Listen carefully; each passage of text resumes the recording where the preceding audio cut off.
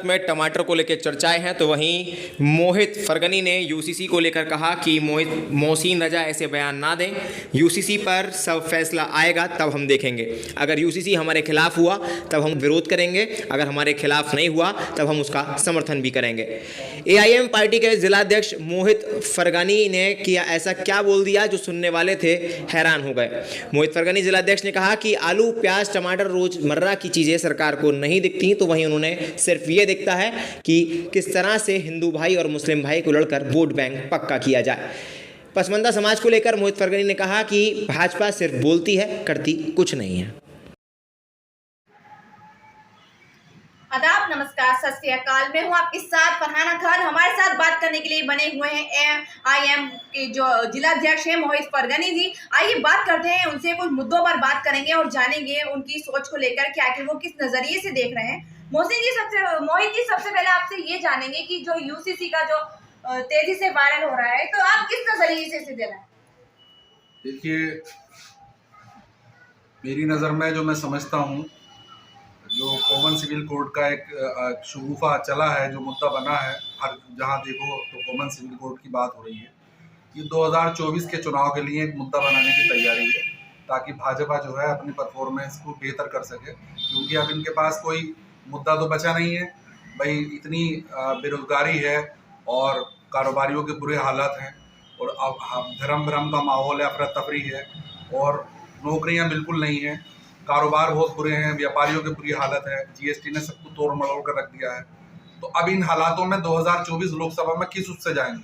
तो ये इन्होंने एक नई जो है वो ईजाद की है, और मैं समझता हूँ कि आज के दौर में ये कॉमन सिविल कोड जो है गैर ज़रूरी चीज़ है। 44 में विधि आयोग ने भी कहा था कि जो कॉमन सिविल कोड है यूसीसी, वो एक गैर ज़रूरी चीज़ है। और ये जो है, क्योंकि देखिए, हमारा जो भारत है उसमें अलग अलग कम्युनिटी के लोग रहते हैं। भारत की जो अच्छाई है वो विविधता में एकता है। अगर आप इस विविधता को खत्म करके एकता ही ले आओगे तो फिर फायदा क्या होगा, ये बताइए। क्योंकि यहाँ हर 2 किलोमीटर, 3 किलोमीटर या 10 किलोमीटर के बाद पूरा जो कल्चर है वो चेंज हो जाता है, खाना पहनना चेंज हो जाता है। तो आप इतने बड़े देश में कॉमन सिविल कोड लाके एक कानून के दायरे में किस तरीके से रखोगे, ये समझ से बाहर बात है। क्योंकि पूर्व में आपने देखा जो सरकार है वो कई मामलों में नाकाम हुई है, जीएसटी में, नोटबंदी में, ये सब इनकी नाकामी है, उसे छुपाने के लिए करते हैं। और ये मैं समझता हूँ कि अगर कॉमन सिविल कोड ला भी रहे हैं तो सभी लोगों से मशवरा हो और उसमें उसकी वो हो, और आज जब भाजपा जैसे कि जो है पसमानदा समाज को जोड़ने का काम तेजी से कर रही है, तो आप किस नजरिए से देख रहे हैं कि पसमानदा समाज को जो मोदी जी जोड़ रहे हैं कि पसमानदा समाज को आगे रखना चाहिए? देखिए, भाजपा की करनी में और कतनी और करनी में बड़ा फर्क है। पहले वो कहते थे कि साहब हम जो हैं 3 तलाक के मुद्दे पर मुस्लिम औरतों के साथ है। आप देखो किस कदर बदहाली है। और वो पसमानदा समाज के अगर वो कर ही रहे हैं तो सबसे पहले बिजली की यूनिट फ्री कर दें, ताकि हमारे जो अंसारी समाज है उसका कुछ फ़ायदा हो जाए। किसानों के लिए कोई ऐसी योजना ले आएँ जो बदहाली है। आप देखो लाइट बार बार जा रही है। तो ये जो है ना कि पसमानदा समाज ये केवल शगुफा है इलेक्शन का, और कुछ नहीं है। इनके हाथ में कुछ नहीं है, कुछ नहीं करना चाहते। मुसलमानों के नाम से इन एलर्जी होती है। मैं जब मानूंगा जब ये विधानसभा के चुनाव में, लोकसभा के चुनाव में पसमानदा समाज को टिकट दे दें और अपनी पार्टी से प्रत्याशी घोषित करें, तो मैं मानूंगा कि हाँ, वो वाकई में हमदर्द है। जी बताइए कि जैसे कि लोकसभा चुनाव नजदीक ही हैं, तो लोकसभा को लेकर क्या तैयारी है आपकी पार्टी की? देखिए, 2024 को लेकर के अभी हमारी एक मीटिंग हुई थी पश्चिम उत्तर प्रदेश कार्यालय में, और समीक्षा भी हुई है। और इंशाल्लाह हम लोग मुरादाबाद, अमरोहा, बिजनौर, ये 3 जगह तो हैं जो हमें लड़नी है। बाकी सदर साहब हमारे माननीय आदरणीय प्रदेश अध्यक्ष जी जो है हज पे गए हुए हैं। जब वो आ जाएंगे, बैरिस्टर साहब से मशवरा करने के बाद वो सीटों पे भी होगा। संगठन तो अल्हम्दुलिल्लाह पूरा तैयार है, और इसका नतीजा आप देखें कि कितना उत्साहवर्धक हमारे रिजल्ट निकाय चुनाव में आए हैं, और कार्यकर्ताओं में भी जोश खरोश है। और इंशाल्लाह ज़्यादा से ज़्यादा सीटों पर कोशिश करेंगे। अगर हम गठबंधन में नहीं रहते हैं, पहली बात तो कोशिश ये होगी कि हम गठबंधन में शामिल हों और बेहतर तरीके से भाजपा को जो है हराया जाए। और मैं समझता हूँ कि ये लोग, अभी आपने देखा होगा कि बिहार में एक महागठबंधन की बैठक हुई थी जिसमें ओवैसी साहब को नहीं बुलाया। तो मैं समझता हूँ कि कोई भी गठबंधन जो है वो बिना ओवैसी साहब के कंप्लीट नहीं होगा। मुसलमान जो अपनी ज़िंदगी बसर करता है, गुजर बसर, वो शरीयत के एतबार से करता है। अल्लाह ने कुरान एक कानून नाफिज किया है। तो मुसलमान होने के नाते ये ज़रूरी है कि जो शरीयत बताती है, जो अल्लाह रब्बुल इज़्ज़त ने कुरान में फरमाया है, उसे वो फॉलो करें।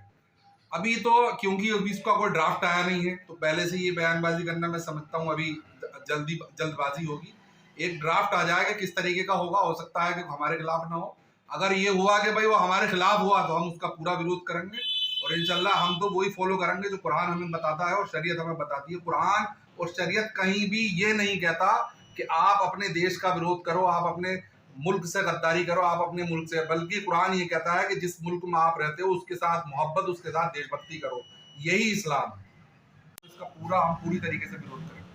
सर, दूसरी बात ये कि मोहसिन रजा का जो अपना बयान है, जो बयान उन्होंने दिया है कि मुस्लिम लॉ बोर्ड की वजह से, जो कि एसोसिएशन खोलकर बैठे हैं कुछ मुस्लिम, उनकी दुकानें बंद हो जाएंगी। इस पर क्या कहना चाहेंगे आप?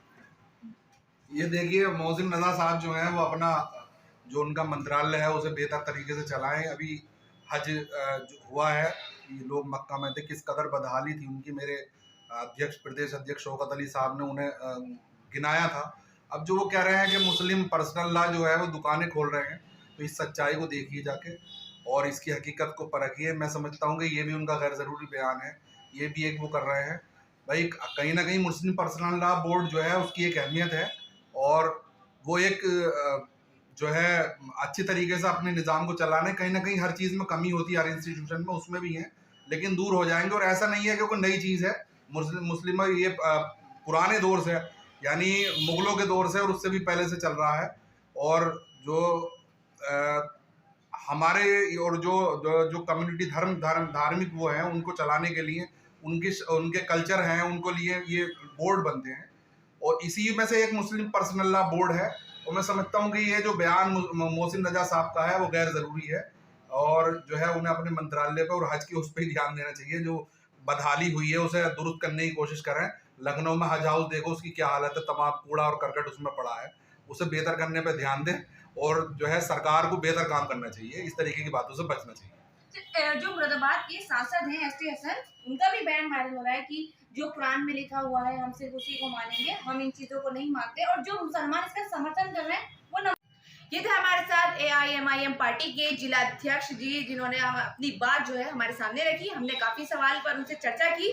बने रहिए हमारे साथ। कैमरा पर्सन उमेश के साथ फरहाना खान।